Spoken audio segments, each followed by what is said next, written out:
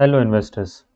दिसंबर का महीना आ गया। अभी बहुत सारे ऐसे इन्वेस्टर्स होंगे जिन्होंने अपना टैक्स प्लानिंग नहीं की होगी। तो उसका एक पॉपुलर इन्वेस्टमेंट होता है ईएलएसएस, क्योंकि इसका लॉक इन बस 3 साल का होता है।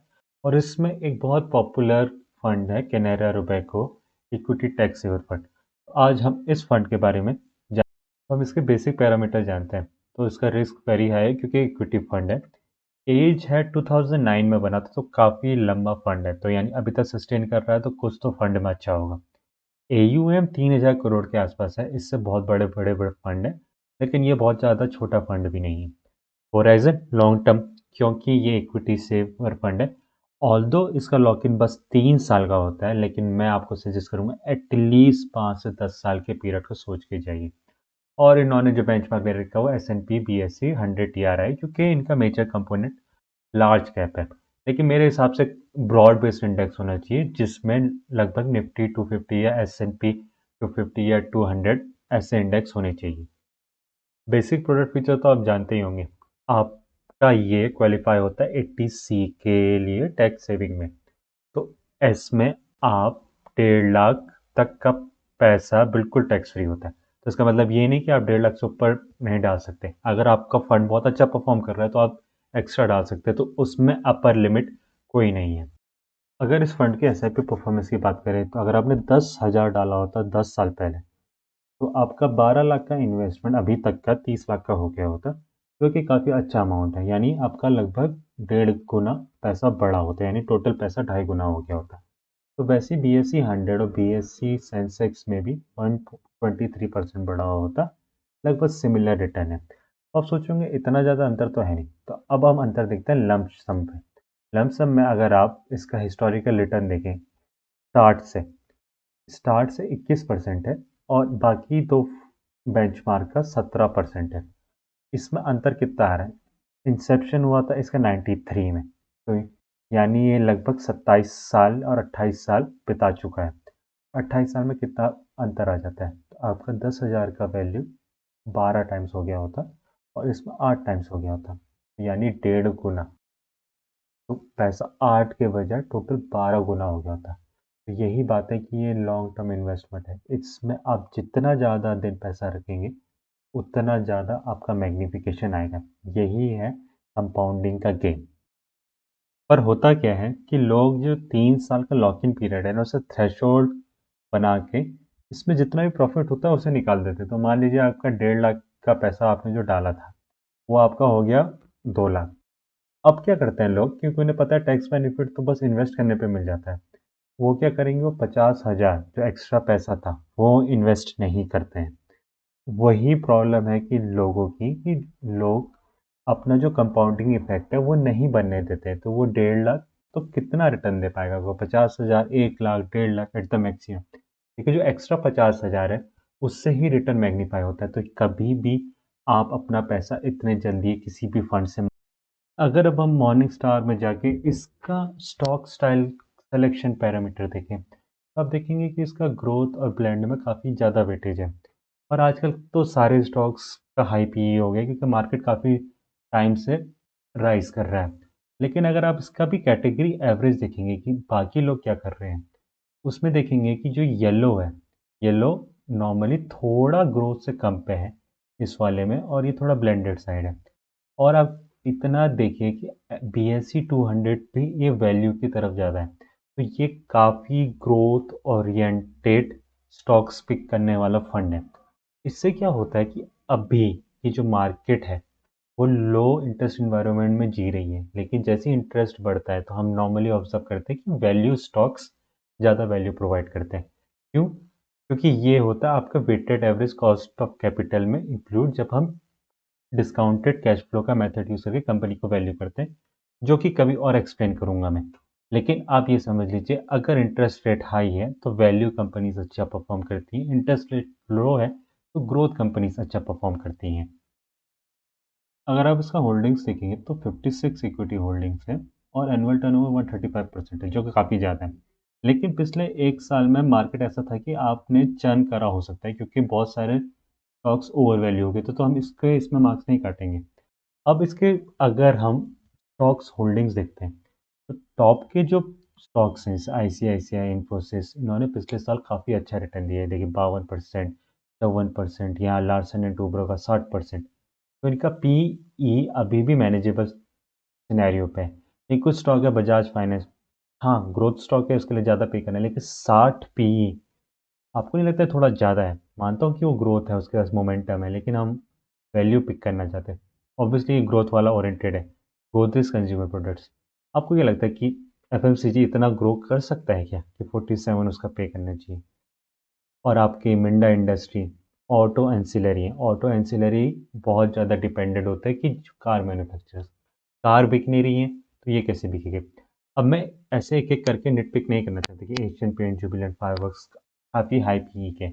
हमने ये देख ही लिया है कि ग्रोथ ओरिएंटेड है, तो अगर इंटरेस्ट रेट बढ़ता है तो हो सकता है कि इसका परफॉर्मेंस नीचे गिरे, तो ये आपको ध्यान में रख के ही इसमें।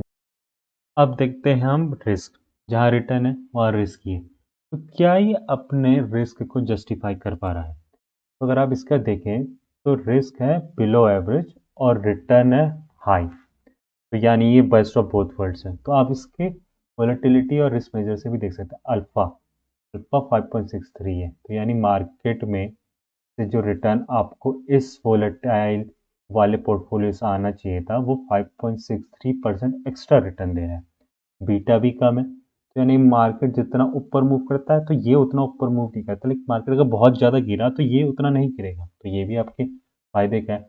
शार्प रेशियो 1 से ज़्यादा यानी बहुत बढ़िया है, तो आप कैटेगरी देखिए, शार्प रेशियो ज़्यादा होना चाहिए, बीटा कम होना चाहिए। आर स्क्वायर क्या होता है कि रिलेशन कितने अच्छे से डिफाइन कर पाता है। स्टैंडर्ड डेविएशन होता है आपकी वोलेटिलिटी फंड में, तो वोलेटिलिटी आप देखिए तो ये कम है, तो यानी अभी तो ये बहुत ही बढ़िया परफॉर्म कर रहा है कुछ टाइम से, तो ये इसमें कोई बीट नहीं कर सकता। अब इसमें ये देखिए कि मार्केट वोलेटिलिटी मेजर जो ये बाकी वैल्यू रिसर्च इन सब में नहीं मिलती है, तो अगर आपका इंडेक्स 100 दिन बढ़ा है तो ये फंड भी 97 दिन बढ़ा है, तो आप इसको ऐसे मानिए अगर ये 100 दिन बढ़ा होता तो उसने 100 के 100 दिन उसको ओवर परफॉर्म किया होता, लेकिन इसने 97 दिन उसको ऊपर परफॉर्म किया है। लेकिन डाउन साइड में कि जब अगर वो 100 नीचे गिरा है तो ये इतनी बार नीचे नहीं गिरा है, ये 69 टाइम्स ही नीचे गिरा है, तो यानी ये फंड आपको अपसाइड तो काफ़ी देता है लेकिन डाउन साइड से बहुत बचा के रखता है, तो ये बहुत ही बढ़िया इसमें अभी तक ये रिस्क मैनेज कर पा रहे हैं। तो रिस्क मैनेज करना इज़ वेरी इंपॉर्टेंट, तो ये इसका प्लस साइड है।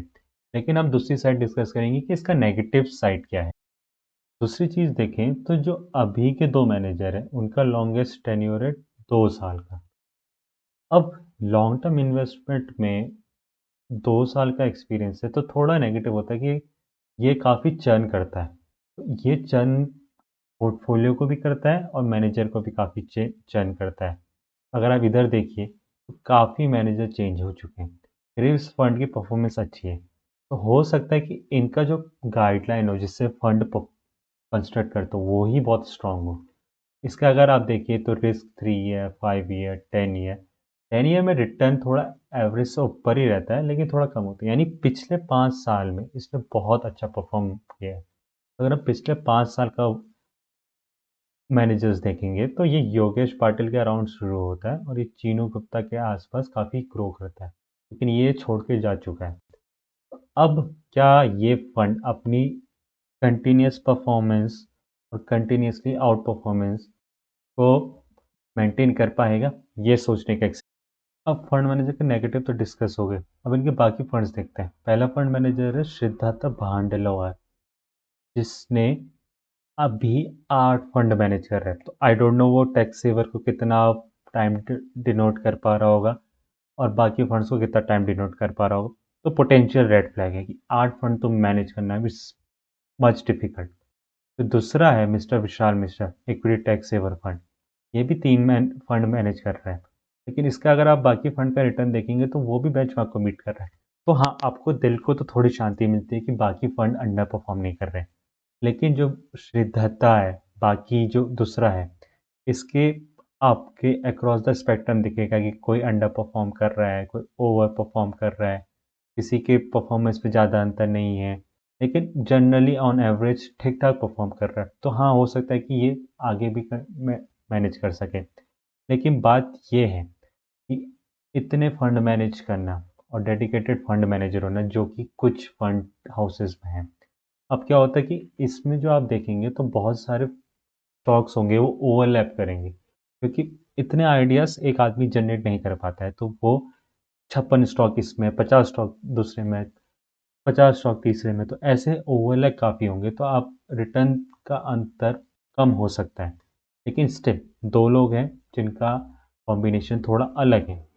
इसमें हो सकता है कि ये ओवर परफ़ॉर्म करें, लेकिन ओनली टाइम विल टेल। अभी के लिए मैं आपको ये कहूँगा कि अगर आपको इस फंड में इन्वेस्टमेंट करना है, ये अभी फंड तो बहुत अच्छा परफ़ॉर्म कर रहा है। आप इसमें इन्वेस्टमेंट कर सकते हैं, लेकिन इसको एक बार 3 या 5 साल बाद देखिए कि ये अभी भी अगर interest rate I think high environment में होगा, ये परफ़ॉर्म कर रहा है, नहीं कर रहा है। तो अगर आप पैसा निकालने की तब सोचेंगे, तो जितना पैसा निकालते हैं, उतना पैसा किसी और फंड में डालिएगा। ऐसा नहीं करिएगा कि आपने 2.5 लाख निकाला और 1.5 लाख ही डाला। आपने सारा कंपाउंडिंग का बेनिफिट खो दिया। तो ये इम्पोर्टेंट है इन्वेस्टमेंट का, और ये हमेशा से इन्वेस्टमेंट का इम्पोर्टेंट मुद्दा रहेगा कि कंपाउंडिंग को वर्क करने दीजिए। और जो भी इन्वेस्टमेंट आप करने जा रहे हैं, एटलीस्ट 10 से 15 साल का होराइज़न सोच के चलिए। और ये आपका एक इम्पोर्टेंट कंपोनेंट है क्योंकि आपका टैक्स भी बचा रहा है और आपको रिटर्न भी दे रहा है। तो it's best of both worlds. अगर आपको ज़्यादा लॉस भी नहीं होगा इस वाले केस में, क्योंकि आपका कम से कम टैक्स तो बचा है। 30% वाले कैटेगरी में होगी, 30% टैक्स तो बचा है ना जो आपने इन्वेस्टमेंट किया है, तो उसको आप अर्निंग ही मान लो। तो वही बात है कि ये आपको इस मुद्दे से थोड़ा सा सोच के इस फंड में इन्वेस्ट करना चाहिए, और आप ऐसा करके अपने लाइफ टाइम को सिक्योर कर सकते हैं। धन्यवाद। ऐसे ही और एएलएसएस वीडियो बनाऊंगा मैं, और उसको देखने के लिए प्लीज़ सब्सक्राइब, और ये वीडियो ज़रूर शेयर कीजिए बाकी अपने दोस्तों के साथ जो इस फंड में इन्वेस्ट करना चाहते हैं।